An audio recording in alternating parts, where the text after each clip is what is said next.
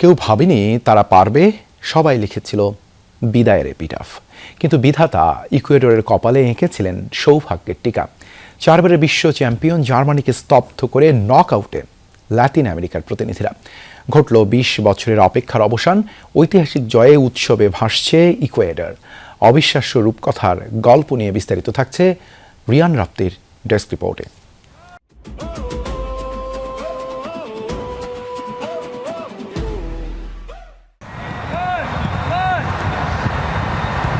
Ivory কোস্টের কাছে হার, এরপর নবাগত কুরাসাওয়ের সঙ্গে অবিশ্বাস্য ড্র। ক্রীড়া বিশ্লেষকরা নকআউটের তালিকা থেকে ইকুয়েডরের নামটা কেটেই দিয়েছিলেন। সবাই চোখ বন্ধ করে বাজি ধরেছিলেন তার বিদায়ের পক্ষেই, কারণ শেষ ম্যাচে তাদের প্রতিপক্ষ 4 বারের বিশ্ব চ্যাম্পিয়ন জার্মানি। হারলেই ধরতে হবে ঘরের বিমান। বাঁচামরা লড়াইয়ে নামা ম্যাচের 2 মিনিটেই গোল হজম করে ইকুয়েডর। যেভাবে শুরু করেছিল তাতে মনে হচ্ছিল প্রতিপক্ষকে গোল বন্যায় ভাসাতে প্রস্তুত জার্মানরা। ইকুয়েডরের 23তম আসরের গল্পটা বুঝি এখানেই শেষ। কিন্তু ফুটবল বিধাতা হয়তো লিখে রেখেছিলেন অন্য এক রূপকথা। জার্মানির আক্রমণ সামলে বুক চিতিয়ে লড়ল লাতিন আমেরিকার এই দলটি। প্রথম গোলের ধাক্কা সামলে সমতা, আর দ্বিতীয়ার্ধে জার্মানিকে স্তব্ধ করে দেয়া সেই জয়সূচক গোল। ব্যাস 2-1 ব্যবধানে জার্মানিকে হারিয়ে নকআউট নিশ্চিত করল ইকুয়েডর।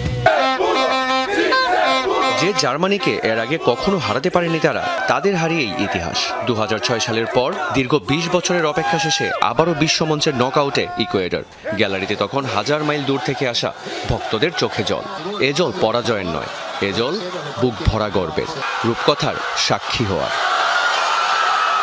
ম্যাচ শেষে ইকুয়েডরের আর্জেন্টাইন মাস্টারমাইন্ড কোচ সেবাস্তিয়ান যেন মেলালেন ফুটবল আর জীবনকে। কারণ জীবনটা এরকমই, কখনো হাসায়, কখনো কাঁদায়, কিন্তু লড়ে যেতে হয় সব সময়।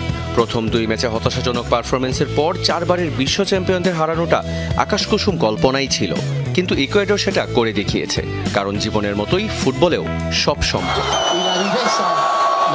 বিশ্বকাপে এ যাবৎকালের সবচেয়ে বড় অঘটন ঘটিয়ে ইকুয়েডর এখন উৎসবের নগরী।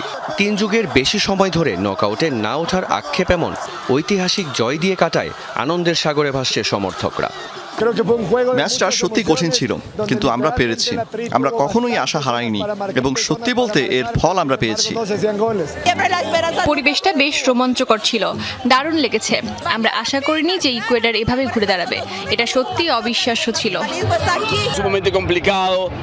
আমরা সবসময় বিশ্বাস রেখেছিলাম, সবসময় ভরসা রেখেছিলাম, ঠিক আসল ইকুয়েডরিয়ানদের মতো যারা শেষ পর্যন্ত লড়াই করেছে। এখান থেকে আমরা আরো বড় কিছুর দিকে এগিয়ে যাব। আমার মনে হয় এটি আবেগ ভরপুর একটি ম্যাচ ছিল, যেখানে ইকুয়েডর গোল করার প্রচুর সুযোগ পেয়েছিল, কিন্তু গোলগুলো কোনোভাবেই আসছিল না। সেবাস্তিয়ান আর তার দলের চোখ এখন আরও উঁচুতে। ইকুয়েডর এর আগে কখনো কোয়ার্টার ফাইনাল খেলেনি। এবার কি তবে নতুন ইতিহাস লেখার পালা? রিয়ান রাফতি, যমুনা স্পোর্টস।